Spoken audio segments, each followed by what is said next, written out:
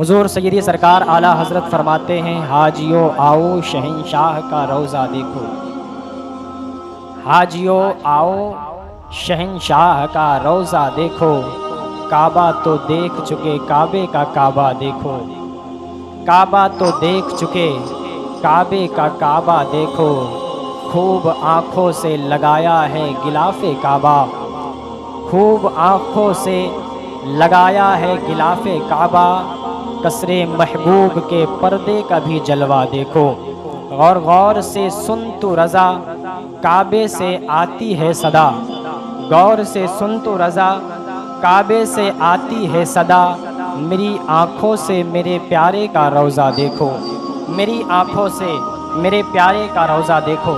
آیت مقدسہ میں نے پڑھا، وَلَوْ أَنَّهُمْ إِذْ ظَلَمُوا أَنفُسَهُمْ جَاءُوكَ فَاسْتَغْفَرُوا اللَّهَ وَاسْتَغْفَرَ لَهُمُ الرَّسُولُ لَوَجَدُوا اللَّهَ تَوَّابًا رَحِيمًا، کہ اللہ رب العزت فرماتا ہے کہ حبیب جو اپنی جانوں پر ظلم کرتے ہیں، جو اپنی جانوں پر ظلم کرتے ہیں اور وہ مغفرت کے طلبگار ہیں تو تیری بارگاہ میں آئے، جو اپنی جانوں پر ظلم کرتے ہیں اگر وہ بخشش چاہتے ہیں تو تیری بارگاہ میں آئے، اور حبیب اگر تو ان کے لیے سفارش کر دے لَوَجَدُ اللَّهَ تَوَّابًا رَحِيمًا، تو اللہ کو وہ بہت توبہ قبول کرنے والا اور مہربان پائیں گے۔ کنڈیشن لگائی اللہ رب العزت نے سب سے پہلے کہ جو اپنی جانوں پر ظلم کریں وہ حبیب تیری بارگاہ میں حاضر ہیں۔ سب سے پہلے حضور کی بارگاہ میں حاضری دینا ہوگا، پھر حاضری تو دے دو گے لیکن پھر بھی بات نہیں بنے گی، اب کیا کرنا ہوگا؟ حبیب کی بارگاہ میں حاضری دینے کے بعد اپنے گناہوں سے معافی مانگو، توبہ کرو، لیکن اب بھی اگر تم گڑ گڑاتے رہے، اپنے گناہوں سے توبہ کرتے رہے، تم نے گڑ گڑا کر رب کی بارگاہ میں التجا کی، لیکن ابھی بھی رب تمہارے گناہوں کو معاف نہیں کرے گا، ابھی تمہاری توبہ کو قبول نہیں کرے گا، اس وقت تک جب تک رسول تمہارے لیے سفارش کی دعا نہ کرے، جب تک خود حضور بھی دعا نہ کریں کہ مولا میرے اس محبوب بندے کے گناہوں کو معاف فرما، تو حضور کا سفارش کرنا یہ لازم ہے کہ اگر حضور سفارش کا نہ کریں تو لاکھ مادہ رگڑتے رہو، لاکھ اپنی پیشانی رگڑتے رہو، پیشانی اور اپنی ناک کو رگڑ کر برابر کر لو، لیکن تمہاری دعا کام نہیں آئے گی اس وقت تک جب تک حبیب دعا نہ کرے۔ تو ظلم کی تعریف علماء نے، مفسران کرام نے کیا، ظلم کی کئی ساری تفسیر ہے۔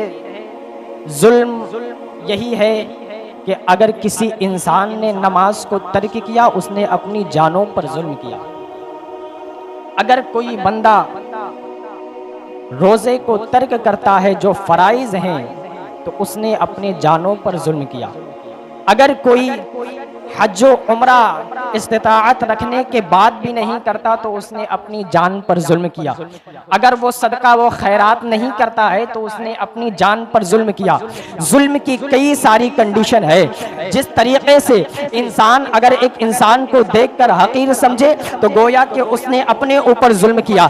آج اللہ نے لوگوں کو مال و دولت سے نوازا ہے، آج اللہ نے لوگوں کو بڑی ہی پراپرٹی سے نوازا ہے، آج اللہ رب العزت نے لوگوں کو مکان سے نوازا ہے، بہترین غذائیں لوگ کھاتے ہیں، لیکن اگر کوئی ایسا بندہ ہو جس کو اللہ نے دولت سے نوازا ہو اور اس کے پاس بڑی بڑی گاڑیاں ہو، لیکن کوئی جو فور ویلر میں گھومنے والا اگر کوئی موٹر سائیکل والے کو دیکھ کر حقارت کی نظر سے دیکھے تو گویا کہ اس نے اپنے اوپر ظلم کیا ہے۔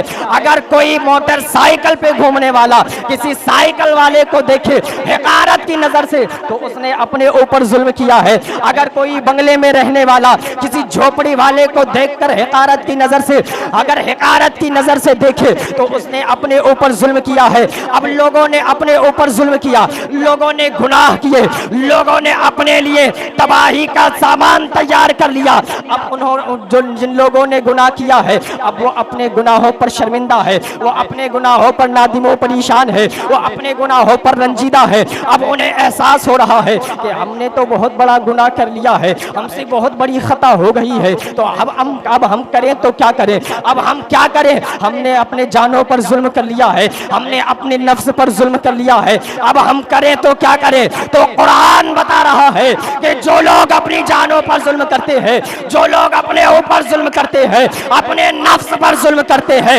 حبیب اگر وہ طلبگار ہے، وہ چاہتے ہیں کہ رب ان کے گناہوں کو بخش دے، ان کی مغفرت کر دے، تو لواجد اللہ تواب الرحیم، اللہ کو اگر وہ تواب پانا چاہتے ہیں، اگر وہ بخشش کے طلبگار ہیں، جاؤ حبیب وہ تیری بارگاہ میں حاضری دے اور تو ان کے لیے سفارش کی دعا کر دے، تو کیا ہوگا؟ وہ اللہ کو بہت تواب اور مہربان پائیں گے، وہ اللہ کو بہت توبہ قبول کرنے والا اور رحم کرنے والا پائیں گے۔ لیکن حبیب کی بارگاہ میں حاضری دینا یہ ضروری ہے کہ حبیب کی بارگاہ میں آئے اور وہ حاضری دے۔ تو اب ہمارے لیے یہ ضروری ہے کہ حضور کی بارگاہ میں ہم حاضری دیں اور حاضری دے کر اپنے گناہوں کی بخشش کروائیں، اپنے گناہوں سے توبہ کریں۔ تو اب ہر بندے کو حضور کی بارگاہ میں حاضری دینا ہوگا۔ مفہوم اور اس آیت سے تو سمجھ میں یہی آ رہا ہے کہ ہر بندے کو جانا پڑے گا۔ اچھا ایک بات اور ہے کہ حضور کی بارگاہ میں حاضری دینا ہے۔ اگر تم نے اپنی جانوں پر ظلم کر لیا ہے اور تم اپنے گناہوں سے معافی مانگنا چاہتے ہو تو حضور کی بارگاہ میں حاضری دینا ہوگا۔ تو اب جب حضور تمہارے لیے سفارش کر دے، اور سفارش کس کے لیے کریں گے؟ بے شک حضور سفارش اسی کے لیے کریں گے جو حضور کا سچا عاشق ہے، جو حضور کا سچا دیوانہ ہے، جو حضور سے اپنے رشتے کو مضبوط کر کے رکھے ہے، جو حضور سے اپنی نسبت کو مضبوط کر کے رکھے ہیں، جو حضور سے محبت کرتے ہیں، جو حضور سے نسبت کو مضبوط کیے ہوئے ہیں، ان کے لیے حضور سفارش کریں گے، اس کے لیے حضور دعا کریں گے۔ تو اب ہم پر لازم ہے کہ ہم اپنے حضور سے اپنے رشتے کو مضبوط کریں، تاکہ یہاں بندہ اپنے دستے اپنے ہاتھ کو اٹھائے رب کی بارگاہ میں دعا کے لیے، اپنے گناہوں سے توبہ کے لیے، اور حضور ادھر اپنے دستے کرم کو اٹھا دے اس کی بخشش۔ حضور اپنے دستے کرم کو اٹھا دیں، لیکن اٹھائیں گے کب؟ جب آپ کا رشتہ حضور سے مضبوط ہوگا، جب آپ کی نسبت حضور سے مضبوط ہوگی۔ لوجد اللہ تواب الرحیم، وہ اللہ کو مہربان رحم کرنے والا پائیں گے جب حضور سفارش کریں گے۔ تو اب گنہگار تو ہم رب کے ہیں، خطا کار تو ہم رب کے ہیں، گناہ ہم نے رب کا کیا ہے، رب کے گنہگار ہم رب کے ہیں، خطا کار ہم رب کے ہیں، لیکن کہا جا رہا ہے حضور کی بارگاہ میں آؤ، حضور کی بارگاہ میں حاضر ہو، یہاں پر آ کر کے دعا کرو۔ مولا ہم تو مسجد میں بیٹھ کر بھی دعا کر سکتے تھے، مولا ہم تو اپنے گھر میں بھی بیٹھ کر دعائیں کر سکتے تھے، مولا ہم تو خانقاہوں پر جا کر کے بھی دعا کر سکتے تھے، لیکن رب نے کہا نہیں نہیں، تمہیں حضور کی بارگاہ میں آنا ہوگا اور یہاں آ کر کے دعا کرنی ہوگی۔ مولا ہم خطا کار تو تیرے ہیں، گنہگار تو تیرے ہیں، لیکن تیرے حبیب کی بارگاہ میں کیوں آئے، حضور کی بارگاہ میں آ کر کے دعا کیوں کرے؟ اس لیے کیونکہ تم خطا کار تو میرے ہو، گنہگار تو میرے ہو، لیکن حضور کا وسیلہ جب لوگے اور حضور جب سفارش کریں گے، جب حضور تمہارے لیے دعا کریں گے، تو میں ہر جگہ ملوں گا تو صحیح، میری رحمت ہر جگہ ملے گی، میں ہر جگہ موجود تو ہوں، لیکن اگر مسجد میں ملا تو ہو سکتا ہے تیرے گناہوں کی وجہ سے ناراض ملا تو تجھے فرعون کی طرح دریا میں غرق کر دوں گا۔ ہاں اگر مسجد میں ملا اور تیرے سود کے دھندوں کی وجہ سے اگر میں ناراض ملا تو ہو سکتا ہے نمرود کی طرح تجھے لنگڑے مچھر سے ہلاک کر دوں۔ ہاں ملوں گا تو ہر جگہ، میری رحمت تو ہر جگہ ہے، لیکن یہ بھی ہو سکتا ہے کہ کہیں میں قہار و جبار ملوں، رحیم و کریم نہ ملوں، تو تیرا کام بنے گا نہیں بلکہ بگڑ جائے۔ مسجد میں بیٹھ کر دعا تو کر سکتا ہے، لیکن یہ ضروری نہیں کہ مسجد میں بیٹھ کر دعا کرے اور اللہ اسے وہاں ملے، اللہ کی رحمت ملے تو خوشی کے ساتھ ملے، یہ ضروری نہیں۔ لیکن اب گنہگار تم رب کے ہو، گنہگار تم حضور کے ہو، تو اب ایسا در تلاش کرو جہاں دونوں کا در ہو، اب ایسا در تلاش کرو، ایسی چوکھٹ تلاش کرو جہاں رب ملے اور خوش ہو کر ملے، کہ وہاں جب ملے گا تو کام بھی بن جائے گا، بگڑی بھی بن جائے گی اور ہمارا بیڑا بھی پار ہو جائے گا۔ تو مسجد صرف خدا کا گھر ہے، مسجد صرف خدا کا گھر ہے، تو مسجد میں جب آؤ گے تو وہاں صرف خدا ملے گا، حضور نہیں ملیں گے۔ تو کوئی در تلاش کرو جہاں حضور بھی ملتے ہو اور خدا بھی ملتا ہو، تو آؤ کائنات کی دنیا میں، اس دنیا میں وہ ایک ہی ایسا در ہے جہاں حضور بھی ملتے ہیں اور خدا بھی ملتا ہے، لیکن جب وہاں خدا ملتا ہے تو وہ اس شان سے ملتا ہے کہ وہ بہت توبہ قبول کرنے والا اور مہربان ہے۔ وہ در کون سا ہے؟ وہ در دربار مصطفیٰ۔ وہ در کون سا ہے؟ وہ در رسول کریم کا در ہے، رحمت للعالمین کا در ہے، کہ جب بندہ یہاں ملے گا، جب رب کے حضور کے بارگاہ میں حاضری دے گا، جب حضور کی چوکھٹ پر آئے گا تو اللہ رب العزت تیرے گناہوں کو نہیں دیکھے گا، تیرے خطاؤں کو نہیں دیکھے گا، تیرے پاپ کو نہیں دیکھے گا، بلکہ حبیب کے صورت کے صدقے، حبیب کے چہرے بددعا کے صدقے، حبیب کے چہرے کو دیکھ کر تیرے گناہوں کو بخش دے گا۔ اور وہ اس لیے کیونکہ وہ حبیب سے بہت پیار کرتا ہے۔ اور جب آؤ گے تو حضور کا وسیلہ تم لے کر آؤ گے۔ آیا تو لیکن اکیلے نہیں آیا، حضور کو ساتھ میں لے کر آیا۔ رب کی مشیت، رب کا کرم یہ دیکھ رہا ہے کہ بندہ جب آ رہا ہے تو اکیلے نہیں، خطاؤں کا بوجھ تو ہے، گناہوں کا بوجھ تو ہے، لیکن جب آیا ہے اپنے گناہوں کی بخشش کے لیے تو حضور کو ساتھ لایا ہے، میرے محبوب کو ساتھ لایا ہے، تو وہ تجھے نہیں دیکھے گا بلکہ حبیب کی صورت کے صدقے، حبیب کے چہرے و دعا کے صدقے وہ تیرے خطاؤں کو بخش دے گا۔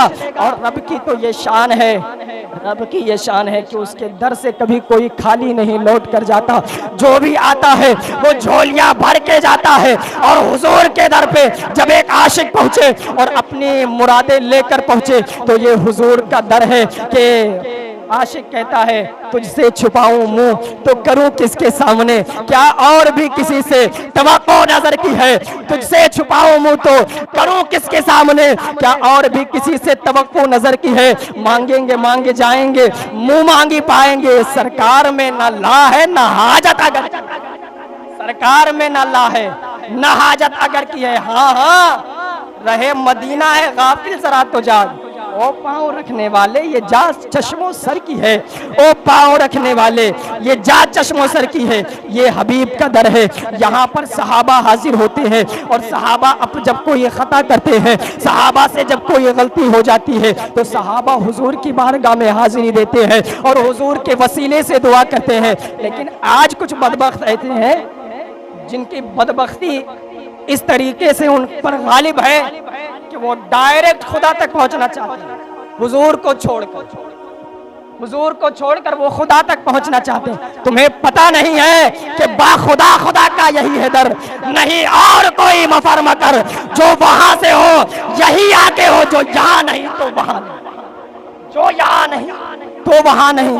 حضور کو چھوڑ کر اگر تلاش کرو گے تو پھر کچھ ملنے والا نہیں ہے۔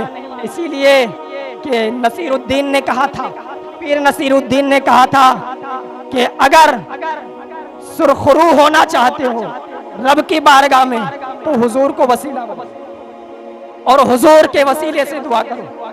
صحابہ کرام حضور کے وسیلے سے دعا کرتے تھے، حضور کے صدقے سے دعا کرتے تھے، اور جب حضور کا وسیلہ لیتے تھے تو اللہ ان کے گناہوں کو معاف کر دیتا تھا، وہ اللہ کو تواب الرحیم پاتے تھے۔ اب آپ یہاں پر ایک نقطے کی طرف ذہن لے جانا چاہتا ہوں۔ دیکھیں علماء نے ایک نقطہ بتایا ہے کہ وہ تو عرب کے لوگ ہیں اور ان کے لیے آسانی ہے کہ جب جب گناہ کریں گے حضور کے دربار میں حاضر ہو جائیں گے، جب جب خطا کریں گے حضور کے دربار میں وہ حاضر ہو جائیں گے، جب جب وہ پاپ کریں گے حضور کے دربار میں حاضر ہو جائیں گے۔ یہ تو عرب والوں کے لیے آسان ہو گیا، لیکن انڈیا والے تو مشکل میں پڑ گئے۔ انڈیا والے، پاکستان والے، برطانیہ والے اور دیگر ممالک والے مشکل میں آ گئے، اسی لیے کہ ہر کسی کے پاس تو دولت نہیں ہے۔ جب وہ خطا کرے گا، اور یہاں گناہوں پر گناہیں تو روز ہو رہے ہیں، پہ در پہ گناہ ہو رہا ہے، لیکن اب وہ کیا کریں؟ جب وہ اپنے گناہوں پر شرمندہ ہوتے ہیں تو اب وہ کرے تو کیا کرے؟ اس لیے کنڈیشن یہ لگائی گئی ہے کہ حضور کے دربار میں حاضر ہو۔ اب ہم تو غریب ہیں، ہمارے پاس دولت نہیں ہے، ہم جائیں تو کیسے جائیں؟ حضور کے دربار میں حاضری دے تو کیسے دے؟ ہمارے لیے تو پریشانی ہو گئی۔ تو علماء نے اور مفسرین نے ایک نقطہ بیان کیا، وہ نقطہ کیا ہے؟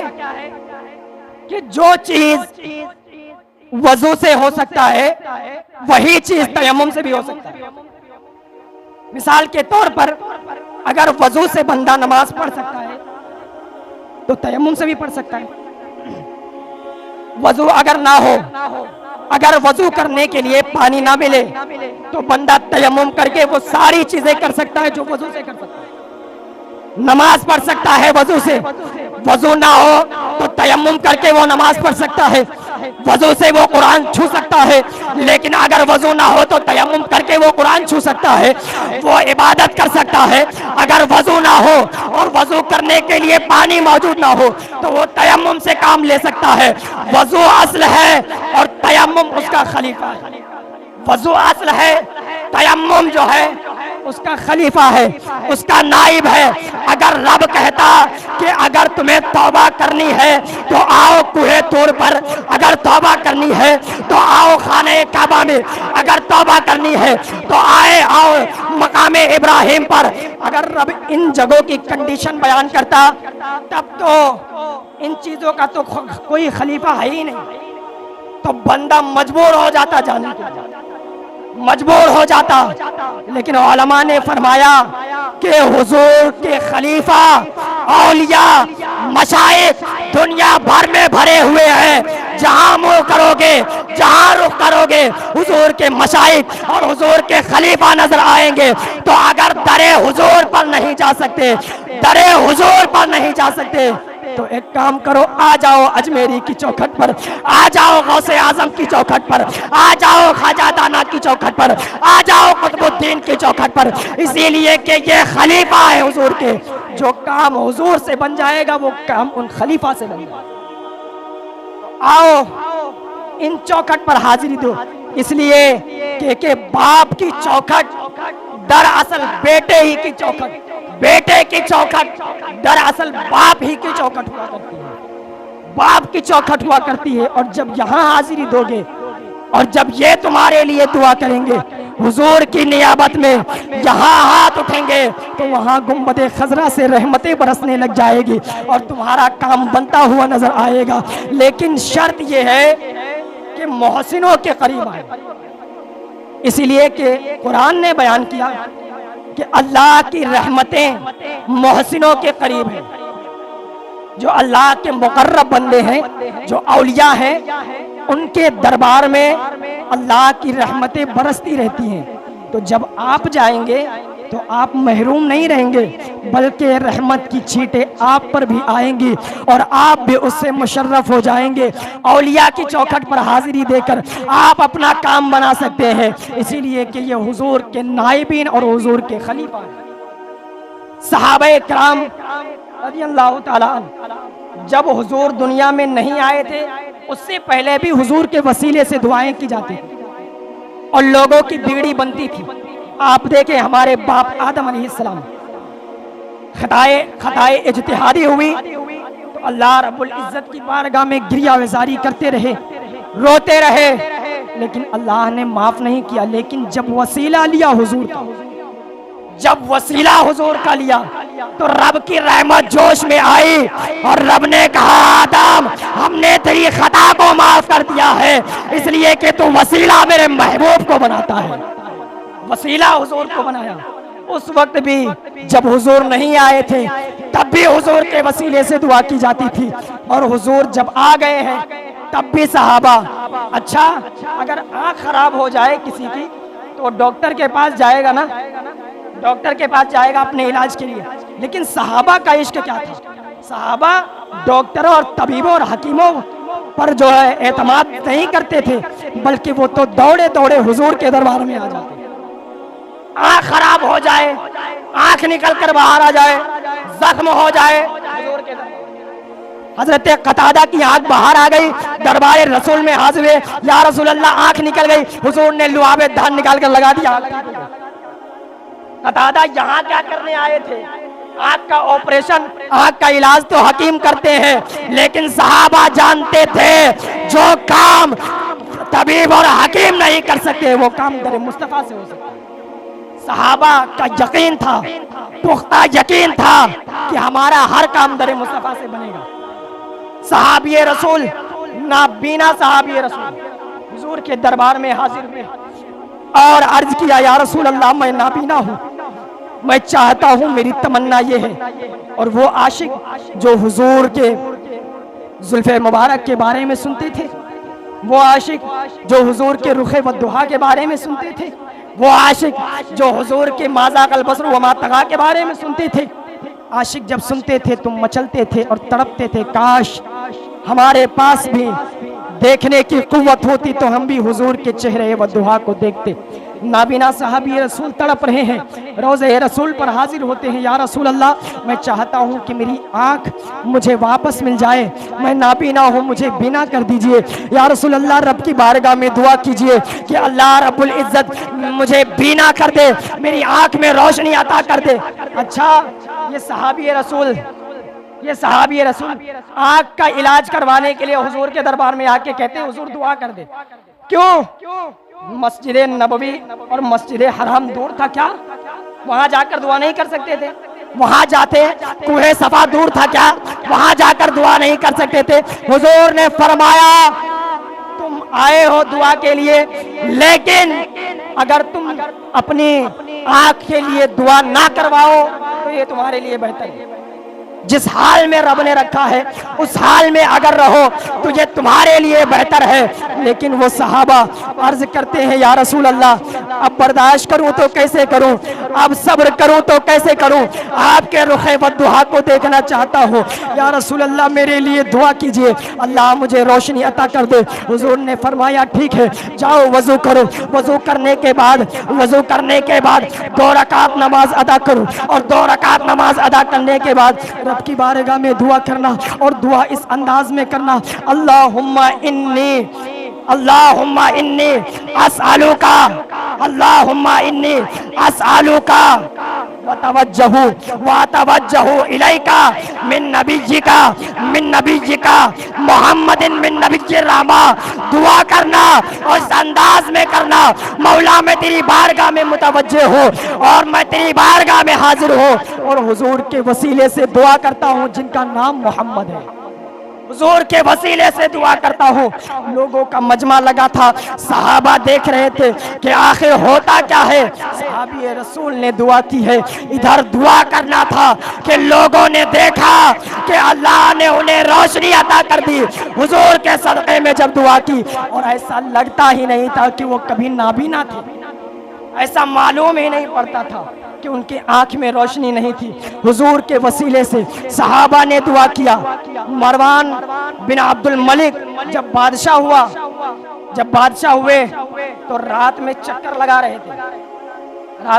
لگا رہے تھے، حضور کے روضے پر پہنچے تو دیکھے ایک شخص ہے جو اپنے سر کو حضور کے روضے مبارک پر رکھے ہوئے، پیچھے سے ہاتھ مارا اور کہا سر اٹھاؤ، کون ہو تم، کیا کر رہے ہو، تمہیں پتا نہیں ہے؟ تو اس شخص نے سر کو اٹھایا اور کہا مجھے پتا ہے میں کیا کر رہا ہوں، مجھے معلوم ہے میں کیا کر رہا ہوں۔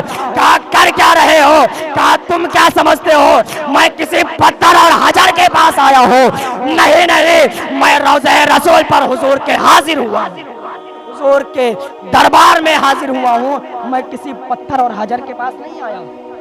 جب مروان بن عبد الملک نے غور سے دیکھا تو دیکھنے کے بعد اس نے کہا رے یہ تو میزبان رسول ہے، یہ تو ایوب انصاری رضی اللہ تعالیٰ عنہ جو حضور کے میزبان ہیں۔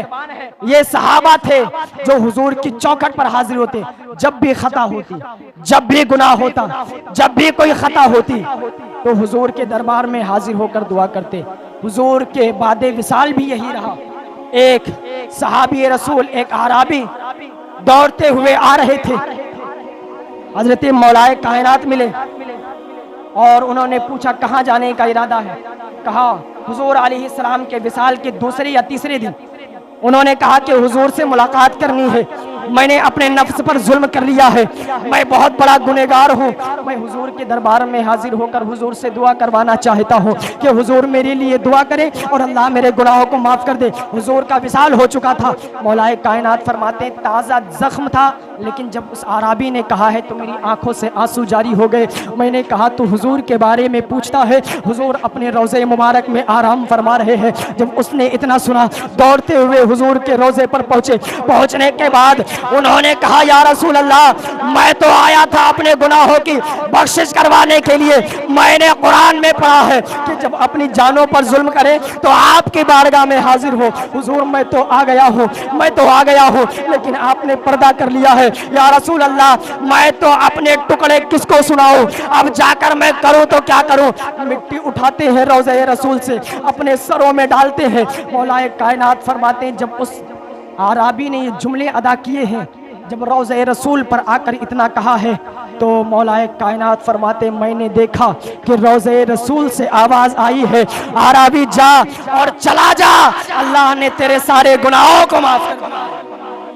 حضور کے روضہ مبارک سے آواز آئی ہے تو پتہ چلا کہ حضور کے بعد وصال بھی صحابہ کا یہ عقیدہ تھا، لیکن آج بدبختوں نے کہہ دیا حضور قبر انور میں زندہ نہیں ہے، وہ کیا دعا کریں گے؟ ہمارا تو عقیدہ یہ تھا کہ حضور کل بھی زندہ تھے، آج بھی زندہ ہے اور تا قیامت زندہ رہیں گے۔ ہاں ہاں تو زندہ ہے واللہ، تو زندہ ہے واللہ، میری چشم عالم سے چھپ جانے والے۔